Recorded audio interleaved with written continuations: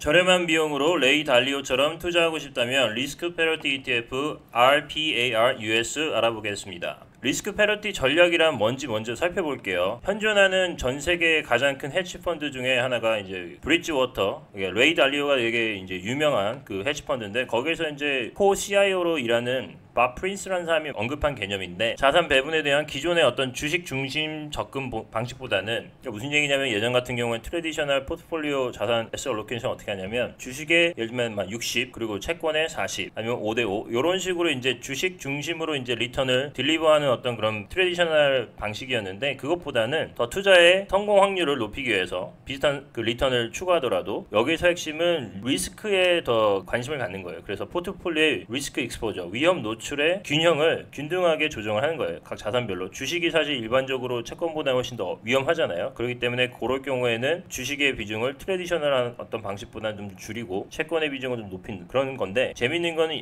이게 경기 사이클이 어떤 경우는 이제 성장이 증가할 때가 있고 성장이 감소할 때가 있고 어떤 경우는 이제 인플레이션이 상승하는 구간이 있고 인플레이션이 하락하는 구간이 있는데 요 모든 상황 같은 경우에서 각 구간에서 가장 성과를 잘 내는 자산들을 다 사는 거예요. 그래서 비슷한 그 위험 가중치를 적용해가지고 자산을 얼로케이션을 하면 과거의 어떤 6대4, 5대5 이런 주식 채권을 투자하는 방식에 비해서 훨씬 안정적인 수익을 낼 수 있다. 뭐 그런 개념입니다. 그거를 구현하려고 만든 ETF가 이제 오늘 소개해드릴 RPAR 리스크 패러티 ETF인데 더 직관적인 설명을 드리자면 한마디로 개별 자산의 수익률 변동이 포트폴리오 전체 위험에 기여하는 정도를 동일하게 구성해서 전체 위험이 특정 자산에 쏠리지 않도록 하는 걸 얘기하는 거예요. 예를 들면 아까 말씀드렸듯이 이제 트래디셔널 6대4 전략으로 보면 투자한 금액 기준으로 봤을 때는 주식이 6이고 채권이 4이지만 전체 포트폴리오 변동성에 기여하는 측면에 봤을 때는 주식이 훨씬 더 볼러터리하잖아요. 그렇기 때문에 이제 그 변동성의 가중치로 봤을 때는 주식이 85가 들어가고 채권이 15밖에 안 되는 거죠. 그래서 여기서 얘기하는 그 리스크 패러티 핵심은 요거를 균등하게 하겠다는 거예요. 글로벌 에쿼티 같은 경우는 이제 경기가 스트롱하고 성장하고 인플레이션이 떨어질 때 가장 아웃퍼폼을 하고요. 다른 자산에 대비. 커머디티 같은 경우는 보통 이제 인플레이션이 증가하는 구간일 경우, 물가 연동 국채 같은 경우는 이제 경기는 좀 하락세로 갔지만 인플레이션의 기대가 높을 경우, 트레저리 같은 경우는 이제 가장 경기가 좀 둔화되고 있고 디플레이션을 접어드는 그런 경우인데 각 구간에 대해서 이제 가장 아웃퍼폼하는 자산들을 어떻게 보면 리스크 예산을 편성하듯이 해가지고 동일하게 구성을 하는 거예요. 그랬을 경우 투자하는 금액이 과거 이런 형식보다는 좀 다르다는 거죠. 그러니까 이런 거를 이제 감안을 해서 편성을 하면 경기 상황이랑 상관없이 오버롤하게 포트폴리오 계속 꾸준하게 수익을 낼 수 있다. 뭐 그런 얘기를 하는 거예요. 왜 레이 달리오가 하는 거를 이제 저렴하게 구현하는 ETF로 얘기를 하냐면 파운더 중에 한 사람이 데미안이라는 사람인데 이 사람이 사실은 거의 한 10년 가까이 그 시니어 클라이언트 어드바이저로 브릿지워터 어소시에이트에서 일을 했어요. 이 ETF 운용사를 창업하기 전에 그때 했던 일들이 보통 이제 기관 손님들 상대를 했는데 대학 기금 같은 거를 이제 운영하는 인다운먼트 펀드나 파운데이션 아니면 연금, 펜션들 그리고 이제 패밀리 오피스들 그러니까 보통 자산을 그래도 한 1빌리언에서 100빌리언 정도 굴리는 그런 고객들을 상대를 한 거죠. 거기에서 많이 배웠던 거예요. 그래서 레이 달리오가 추구하는 어떤 인베스트먼트 필로소피랑 그런 것들을 가장 어떻게 보면 본인이 구현하기 쉬운 형태로 가지고 와가지고 이제 지금 하는 거죠. 근데 재밌는 거는 이제 레버리지가 들어가는 거예요. 뭐 크진 않아요. 20% 정도지만 이유는 뭐냐면 아까 말씀드렸듯이 주식이랑 채권 같은 경우 특히 국채 같은 경우는 아무래도 변동성인 측면을 봤을 때는 이제 위험이 훨씬 주식에 비해서 덜 하잖아요. 그 위험 리스크 버짓을 동일하게 맞추려고 하다 보니까 어쩔 수 없이 이제 안전 자산에 해당하는 그 가중치를 늘려야 되는 거죠. 그래서 어떻게 보면 약간의 레버리지가 들어간다. 근데 개인이 구현하기는 좀 어려운데 여기서 알아서 해주는 거예요. 그리고 이제 분기별로 2월 말, 5월 말, 8월 말, 11월 말에 자기 타겟 알로케이션이랑 좀 다를 경우에 이제 리밸런싱을 하고요. 수수료가 생각보다 비싸지가 않아요. 지금 여기 보면은 이제 0.53%인데 2021년 2월 28일 전까지는 3BP를 웨이브해 준다고 합니다. 지금 현재로서는 이제 0.5% 정도고요. ETF 형태로 되어 있기 때문에 데일리 리퀴디티가 있고요. 매일 주식처럼 거래가 되고요. 그 인덱스가 뭐냐면 이제 Advanced Research Risk Parity Index라는 건데 블룸버그 티커가 나오거든요. 요거에 대해서 이제 잘 설명을 드릴게요. 아까 말씀드렸던 그 모든 에셋 알로케이션하는 방식이 이 인덱스에 녹아 있는 거고 그 인덱스를 추종하는 ETF를 얘기하는 거예요. 그래서 이 인덱스를 좀 살펴보면 참고로 이거는 Realized Performance는 아니에요. 본인들이 생각하는 어떤 이론적인 그런 시뮬레이션을 했을 경우에 의도한 대로 이게 만약에 편성이 되면 이런 결과가 나올 것이다라는 거기 때문에 주의해서 보셔야 되고요. 그래서 이게 2000년도부터 퍼포먼스를 보면 지금 현재까지 봤을 때 인덱스 퍼포먼스가 연 9.6% 정도 나옵니다. 변동성은 10% 정도니까 어떻게 보면 샵 레이쇼가 뭐 굉장히 1에 근접하죠. 이 정도면 엄청 양호한 성과예요. 개인이 이렇게 운영해가지고 이 정도 성과 내기 쉽지 않거든요. 나중에 말씀드리겠지만 이게 사실은 이 ETF 생긴 6개월밖에 안 됐어요. 그래서 그것 때문에 좀 많이 불안해하실 텐데 인덱스 자체는 이제 백테스팅을 한 20년 했을 경우에 어느 경우에 이제 마이너스가 났는지 살펴보면 2018년도에 이제 글로벌 에쿼티가 마이너스 8.7% 할 때 이거는 이제 마이너스 6% 났고요. 2015년도에는 글로벌 에쿼티가 마이너스 0.9%밖에 안 나는데 사실 엄청 언더퍼폼했어요. 8.2% 마이너스였고요. 2013년도에도 예면 글로벌 에쿼티가 26.7% 플러스였는데 이 전략은 마이너스 7.6%였고요. 2008년 금융위기 상황은 반대였어요. 주식이 그 당시에 이제 막 반토막 나고 마이너스 40% 이 정도 났는데 얘는 한 10%밖에 마이너스 아니었고 거의 한 19년 동안 4년 정도를 제외하고 나서는 이제 굉장히 양호한 수익률을 쭉 내고 있었죠. 그래가지고 이걸 다 이제 에버리지 하니까 연 9.6% 나왔다. 변동성은 10% 정도밖에 안 됐다. 그래서 좀 자세히 살펴보면 아까 말씀드린 리스크 버젯을 균등하게 맞췄는데 탑홀딩을 보면 T빌도 들어가고 핑코에서 가지고 있는 롱 듀레이션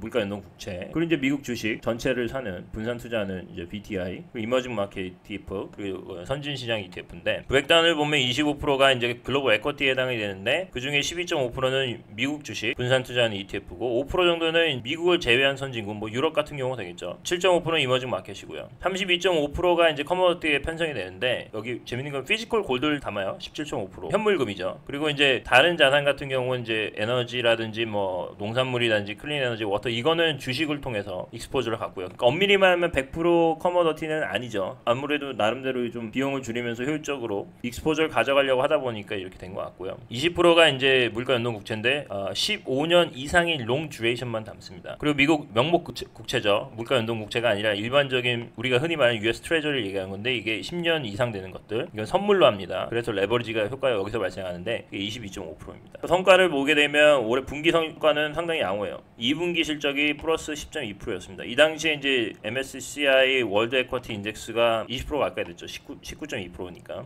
이어 투데이 퍼포먼스는 이제 5.7%고요. 작년 12월에 중순에 이제 출시가 됐는데 그 이후로는 6.5% 정도 수익을 나고 있고 월드 에쿼티 인덱스는 아직 마이너스입니다. 아웃퍼폼 하고 있는 거죠. 좀 더 자세히 살펴보면 이제 에셋 알로케이션 아까 말씀드렸죠. 레버리지 한 20% 정도 들어간다 그랬는데 그게 이제 US 트레저리에서 들어가는 거고 그 글로벌 에쿼티 같은 경우는 25% 정도 담다 그랬죠. 근데 이어 투 데이트는 마이너스 7%고요. 이제 커머디티 관련된 주식과 뭐 이런 것들은 아직 여전히 마이너스 20%고요. 현물 금리 대신에 이제 커머디티를 좀 이제 받쳐주는 역할을 했는데 이게 플러스 17.4%고 미국 트레저리가 거의 한 12% 정도 수익이 났고 물가 연동 국채가 이제 16.6% 정도 나서 결국 이거를 아까 말씀드렸듯이 이제 지금 같은 뭐 경기 상황에서는 이제 현물 금이랑 트레저리랑 물가 연동 국채가 잘 퍼폼을 했는데 에쿼티라든지 이제 커머디티 관련된 것들은 완전 마이너스죠. 근데 요거를 다 더해보니까 그래도 어쨌든 플러스 5.7% 나온다는 거예요. 중요한 거는 어떻게 이거를 분산 투자하는가가 바로 핵심이랑 마켓 타이밍이 아니라 그 좀 자세히 살펴보면 이제 전체 포트폴리오 리턴이 아까 5.4%로 했는데 각 자산별로 얼마나 기여를 했냐 보면 가중치를 다 적용을 했을 때 감안했을 때 글로벌 에쿼티가 이제 마이너스 2.1% 커머디티 관련된 그 주식들이 마이너스 3.4% 현물금이 포트폴리오 전체에 대한 임팩트는 2.8% 플러스고 US 달러 트레저리가 4.4% 팁스가 3.6 이렇게 되는 겁니다. 굉장히 이제 어쨌든 간에 위너하고 루저가 항상 발생할 텐데 위너들이 벌어들이는 수익이 루저들이 잃는 수익보다 많으면 되는 거잖아요. 지금 이게 증명이 되고 있죠. 현재 6월 30일 기준으로는 이렇게 이제 나와 있는데 아까 말씀드렸듯이 타겟 에셋 알로케이션이랑 차이가 있죠. 그러면 이제 분기별로 조정을 할 것이다. 그래서 롱텀 이렇게 25, 15, 10, 35, 35 이런 식으로 맞출 것이다. 지금 여러분이 지금 그 많이 신문에서도 보시면 굉장히 디플레이션의 우려가 많은데 거기에 대한 약간의 커멘트를 보여주자면 디플레이션이 되게 되면 사실은 그 다운사이드 프로텍션에서 이 팁스가 할 수 있는 그 다운사이드 프로텍션을 좀 막아주는 퍼포먼스가 좀 언더퍼폼 될 가능성이 있거든요. 2008년도가 그랬어요. 그때는 이제 US 트레저리는 굉장히 올라갔는데 팁스는 돈을 잃었어요. 그러니까 이번 같은 경우도 디플레이션에 대한 우려가 있으면 요거를 좀 감안해서 약간 타겟 얼로케이션을 좀 약간 수정할 수 있다 뭐 그런 얘기예요. 그래서 어떻게 되면 이제 팁스에 들어가는 비중을 한 15% 타겟 얼로케이션을 봤을 때 15% 정도 줄이고 각각 7.5%씩 나눠가지고 7.5%는 이제 US 달러 트레저리로 들어가고 나머지 7.5%는 이제 골드앤 익스포를 늘려가지고 그 하락장을 좀 더 방어할 수 있는 자산 배분 전략을 사용하겠다. 그래서 이제 디플레이션이 오게 되면은 이제 아무래도 그 물가 연동 국채보다는 인플레이션의 기대감이 떨어지니까 트레저리하고 골드에 대한 어떤 익스포즈를 늘리는 것이 훨씬 하락에 대한 방어를 높일 수 있다. 뭐 그런 내용입니다. 2000년도부터 각 자산별로 성과를 보면 이게 완전 엎치락 뒤치락해요. 그렇기 때문에 뭐 에셋 얼로케이션에 대한 타이밍을 잡는 것도 사실 무의미해요. 종목만큼이나 어려운 게 바로 이 타이밍 잡는 건데 어쨌든 간에 이 분산 투자를 하는 모든 목적은 어떤 홀짝 게임 같은 마켓 타이밍을 이제 그만하고 전반적으로 어쨌든 간에 그 자산이 잘 골고루 배분이 되면 그들 간의 상관계수와 어떤 리스크 프리미엄 때문에 장기적으로 돈을 버는 그런 구조를 만드는 게 바로 핵심이잖아요. 각각의 어떤 이런 그 퍼포먼스는 엎치락뒤치락 하는데 이걸 이퀄 웨이티드로 봤을 때 이제 쭉 보면 거의 마이너스가 없죠. 2012년, 2013년 사이 이때 마이너스였는데 연평균 어쨌든 20년 정도 가까이 봤을 때 한 8% 나온다. 굉장히 로버스트한 스트롱한 퍼포먼스를 내고 있는 거죠. 전염병 사태가 상당히 이 ETF에는 굉장히 유익했어요. 왜냐하면 어떻게 보면 불수능 같은 거잖아요. 그 자산 운영하는 사람들이 누가 잘하냐 스트레스 테스트라고 볼 수 있는 거죠. 근데 여기서 트레저리하고 팁스하고 골드에 대해 익스포저 있었기 때문에 굉장히 하락장을 잘 막았다. 핵심은 바로 분산 투자 전략이었다. 글로벌 에쿼티가 보면은 이제 고점 대비 3월 23일 저점까지 봤을 때 이걸 MDD라 그래요. 맥스 드로다운. 고점에서 갑자기 급락했을 때 어디까지 이제 바닥까지 빠질 수 있느냐 그걸 보는 건데 글로벌 에쿼티가 마이너스 34%, 골든 마이너스 1%밖에 안 됐어요. 월별 퍼포먼스를 좀 살펴보면 1월 달에는 이 전략이 플러스 3%였습니다. 2월 달 마이너스 1%였고 3월에 마이너스 6%. 대신에 4월 달부터 이제 회복을 했고 글로벌 에쿼티는 뭐 말할 것도 없이 굉장히 처참한 퍼포먼스였는데 대신 회복도 굉장히 가팔랐어요. 근데 어쨌든 이어 투데이 퍼포먼스 보면 이 리스크 페널티 ETF로 봤을 때는 플러스 6%인데 글로벌 에쿼티는 아직 마이너스 6%다. 주가 흐름을 살펴보면 S&P하고 뭐 사실 비교하기 좀 그래요. 근데 이거는 이제 여러 가지 자산이 익스포저가 된 포트폴리오, 이거는 그냥 주식만 들어간 거잖아요. 그래도 이제 아무래도 직관적으로 비교하려고 본 건데 요때 이제 급락이 나왔지만 S&P는 이만큼 하락했죠. 거의 마이너스 30% 이상 하락을 했는데 요건 굉장히 견조하죠. 왜냐면 아까 말씀드렸듯이 안전자산이 퍼포먼 잘했으니까. 그리고 회복도 같이 하고 있습니다. 이어투데이에서 보면 이제 11% 플러스고 아직 S&P 500는 최근에 좀 장이 빠져가지고 마이너스로 다시 돌아섰고요. 자주 묻는 질문들을 좀 살펴볼게요. 뭐 이게 완전 뭐 매직은 아니잖아요. 그 아까 말씀드렸듯이 이제 20년 백데이터를 보면 마이너스 되는 구간들이 발생하는데 언제 언더퍼폼하냐. 지금 이제 신규 투자하신 분들 이게 제일 궁금할 텐데 아무래도 뭐 마켓 타이밍 재는 전략이 아니다 하더라도 뭐 투자자마저 돈을 잃으면 기분이 안 좋으니까 굉장히 솔직하게 적어놨습니다. 두 가지 측면을 살펴볼 수 있습니다. 하나는 절대 수익 기준이고 하나는 이제 상대 평가인데 절대 수익 기준을 봤을 때는 언제 언더퍼폼하냐. 그냥 현금이 최고일 때. 그러니까 모든 자산이 다 마이너스는 거예요. 그냥 현금만 무조건 수요가 몰리는 거죠. 그런 경우에는 이제 여기도 뭐 답이 없어요. 근데 재밌는 거는 큰 걱정할 필요가 없는 게 금융 역사상 이런 경우가 생기긴 해요. 공황이. 근데 그게 굉장히 일시적이라는 거죠. 결국 장기적으로 봤을 경우에는 그 빈도수도 적을 뿐만 아니라 임팩트는 세지만 보통 이제 그런 코릴레이션이 이제 컬랩스라고 얘기하는데 상관계수가 완전 깨져버리는 거거든요. 모든 자산이 한 방향으로 움직이는 거예요. 안 좋은 방향으로. 그런 게 지금 전염병 사태 때 이런 일이 발생했는데 사실 보시다시피 굉장히 짧잖아요. 장기적으로 보면 이제 리커버가 가능하다는 얘기고 상대 평가로 봤을 때는 언제 안 좋냐? 그냥 말씀드렸듯이 그냥 주식이 엄청 퍼포먼을 잘할 경우 얘기한 거예요. 지금 3월 저점 대비 지금까지 보면 모든 전 세계 주식들이 엄청 아웃퍼폼을 했잖아요. 그럴 경우에는 이것도 뭐 사실 상대적인 평가로 봤을 땐 저조하다. 물론 돈을 벌지만 그럼에도 불구하고 이제 상대 평가니까요. 두 번째 자주 묻는 질문은 이제 지금 현재 역대급으로 금리가 낮은 상황인데 듀레이션이 긴 미국 채들, 그러니까 듀레이션은 이자율이 1% 올랐을 때 얼마나 채권이 마이너스가 되느냐 뭐 그런 건데 만기가 길수록 듀레이션이 길수록 그 이자율이 올랐을 때 채권 가격이 더 크게 움직이거든요. 그 리스크가 커지는 건데 좀 금리가 낮은 상황인데 이게 괜찮냐 이거예요 한마디로. 그러니까 앞으로 이제 금리가 올라가면 이 US 트레저리하고 물가연동국채 팁스가 마이너스 될 텐데 너무 위험하지 않냐. 뭐 굉장히 이제 밸리드한 질문이죠. 근데 이것도 이제 뭐 별로 걱정할 필요는 없다는 게 이제 결론인데 어쨌든 이코노미가 점점 이제 회복이 된다 그러면 인플레이션 기대감이 커지잖아요. 그렇기 때문에 이제 이런 자산은 이제 마이너스가 될 수 있다. 하지만 방금 말씀드렸듯이 여기에만 투자하는 게 아니잖아요. 주식이랑 커머디티에도 투자를 하잖아요. 그러니까 지금은 US 트레저리하고 물가연동국채 금이 올해 같은 경우는 퍼포먼스 잘했는데 반대에 있는 자산들 주식과 커머디티가 이런 어떤 인플레이션이 기대감을 만나면 경기가 회복이 되면 걔네들이 이제 아웃퍼폼하기 때문에 문제 없다는 거예요 결국. 오버럴하게 어쨌든 플러스로 될 가능성이 있다. 그리고 이제 그 이자율이 올라갈 수 있는 그런 그 리스크도 있지만 반대로 여전히 여기서 더 이자율이 하락하는 그런 시나리오도 불가능하진 않아요. 사실 현재로서는. 그렇기 때문에 이런 걸 예측하기보다는 다시 말씀드리지만 이 골고루 각 그 다른 자산에 분산 투자하는 것이 핵심이라는 거죠. 마켓 타이밍을 하려는 게 아니라는 거예요. 세 번째로 많은 질문은 이제 기초자산들이 애초에 이제 반대로 움직이도록 설계됐는데 결국 장기적인 성과는 0에 수렴하게 되는 건 아니냐? 그건 아니라는 거죠. 왜냐면 이제 저희가 투자하는 네 가지 자산이 어쨌든 현금에 비해서는 리스크를 가지고 있거든요. 그렇기 때문에 그 흔히 말하는 리스크 프리미엄이라는 게 존재를 하는 한 장기적으로 봤을 때는 현금보다 훨씬 아웃퍼폼을 하고요. 그리고 이게 반대로 움직이다고 설계되어 있다고 해서 반대로 움직이는 정도가 다 동일한 건 아니에요. 어찌됐건 간에 플러스 마이너스가 계속 나겠지만 걔네들이 어떤 변동성을 서로 이제 죽이는 역할을 하면서 장기적으로 어쨌든 수익이 나는 구조가 지금까지 역사적으로 증명이 됐기 때문에 요거는 뭐 답변이 되는 거고요. 그 다음 질문은 주식이야말로 장기적으로 가장 수익률이 높은 자산이지 않나. 근데 이 주식 비중이 이렇게 낮게 설정하면 결국 주식보다 수익률이 떨어지지 않나. 요거는 맞습니다.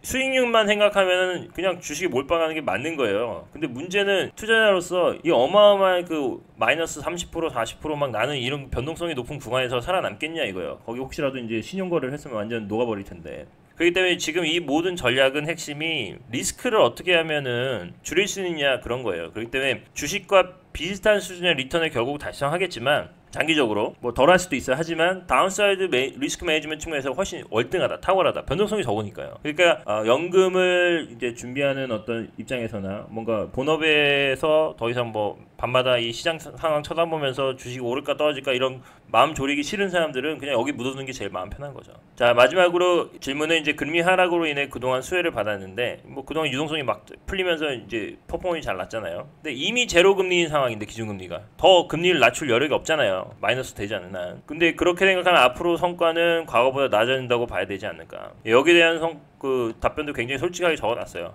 맞습니다. 왜냐하면 기본적으로 현금에 대한 리스크 프리미엄을 더한 게 각 자산의 어떤 그 기대되는 수익인데 현금이 자체가 지금 절대적으로 기대 수익이 줄어들었잖아요. 그러니까 리스크 프리미엄이 그대로 있다 하더라도 토탈 어떤 그 각 기대되는 익스펙티드 리턴 당연히 줄어들 수밖에 없죠. 하지만 그럼에도 불구하고 이거를 투자할 만한 거는 현금 들고 있는 것보다는 낫다는 거예요. 현금 들고 있으면 정말 이거는 아무 의미가 없는 거잖아요. 그냥 익스펙티드 리턴은 그냥 현재로서는 거의 빵에 가까우니까. 자, 정리해 보겠습니다. 첫 번째, 마켓 타이밍 홀짝 게임이 아닌 이제는 리스크 페널티 전략에 주목할 필요가 있다. 그러니까 레이 달리오한테 돈 맡기는 거는 쉽지 않잖아요. 일반 개인이. 왜냐면 헤지 펀드이기 때문에 고액자산가가 아닌 다음에야 뭐 기관이 아닌 다음에 거기 돈을 투자하고 싶어도 받아주질 않을 거예요. 어떻게 보면 이제 거인의 어깨에 올라타고 싶은데 그거 약간 미러링하면서 약간의 모디파이가 들어간, 그리고 비용도 0.53%니까 굉장히 저렴한 RPAR 리스크 페널티 ETF 고려해볼만 하다. 그럼에도 불구하고 이제 이게 무슨 매직은 아니에요. 20년 백데이터를 봤을 때 마이너스가 되는 그 연도가 생기잖아요. 그런 경우에 이제 리스크 요인을 잘 감안하기 때문에